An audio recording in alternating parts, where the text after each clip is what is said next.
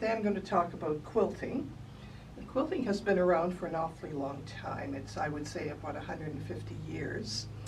The early settlers did it because they needed blankets, and when they didn't want to use the clothing anymore, they would cut up the good parts of it, and they would do piecework, and it became a quilt. Now, when they were able to get better fabric, they had to order it from England, and the quilts became a lot fancier, and it became a social thing. When they had time in the evenings, they would do a bit of quilting, and after church, sometimes in the afternoon, they would gather and they would call it a quilting bee, and they would quilt together, but they also enjoyed it as a social outing. So when we talk about quilting, we're talking about four steps basically. We are talking about sewing the top or appliquing the top. Sewing the top means that you are making blocks, such as this one called turn dash, and you're putting them together. There are a lot of blocks that are around, now about 1,000. I've highlighted some of them that are still very popular. In the 1930s, they came out with quite a lot of new blocks, and I've made most of these blocks myself in quilts. Sometimes a quilt would be made with only one block repeated, and most of the time they were made along with other blocks, and we call them sampler quilts. And there are a few quilts around that are called sampler quilts. When I say it's an applique quilt, it is something like these colonial ladies, where you have one big background sheet and you would sew figures on top of it. We call that applique. So that was the other way of getting a nice top together. After they've made the top, the next stage to quilting is sandwiching, which means that you've taken that top, you add a batting, and you add a backing. So you put the three layers together. That's why we call it a sandwich. You temporarily hold it together with a basting stitch. Nowadays we use curved safety pins. It works a little faster. And then it's put on a frame. Now, I will not be putting mine on a frame. I'm using a smaller frame. But if you're doing it as a quilting bee, you've put it on a large frame. Ladies are sitting around it and they're quilting together. And they're removing the basting as they start with the quilting stitch. The third stage is the quilting stitch. Now, at one time it was only done by hand, such as this. This is called a hand quilting stitch. Today's ladies are now doing it by machine, but I still prefer to do it by hand.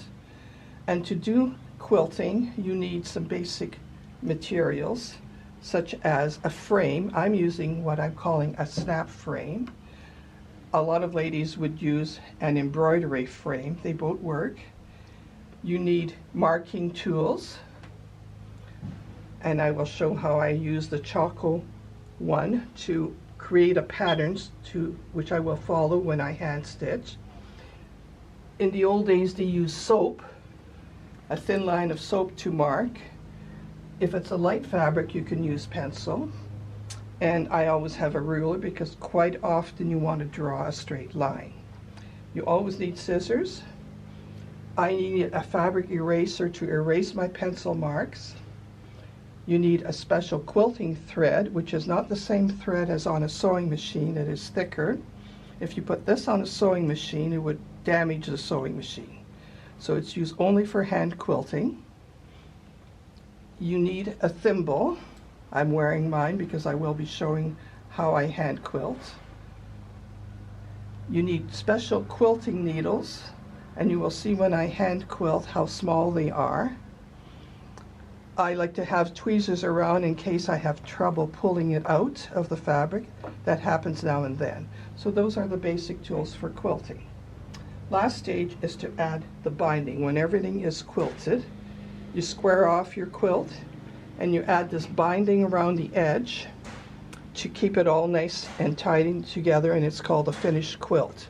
Now, binding is simply a 2.5-inch strip that you fold in half. You sew it on the front of the quilt, Then you turn it over and you sew it by hand on the back of the quilt, and that's how you do a binding. Now I will sit down and hand quilt for you.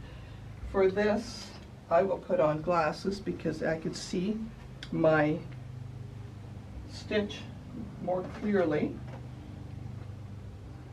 And basically this is all I need to do my hand quilting.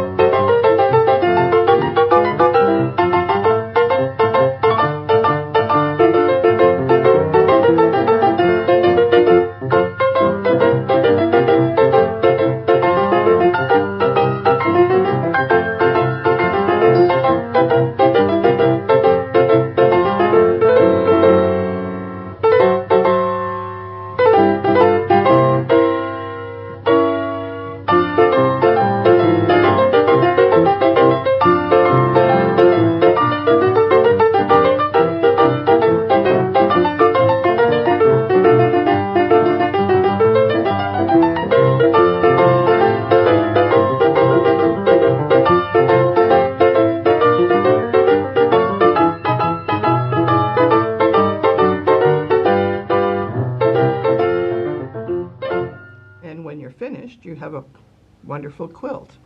This particular quilt that I'm doing is going to be donated for the Festival of Trees this year. It is called a Celtic quilt. It is a combination of applique. You can see that this block is all applique, and piecing, and these are Celtic hearts in between. And I think I have said all that I can say at the moment about quilting.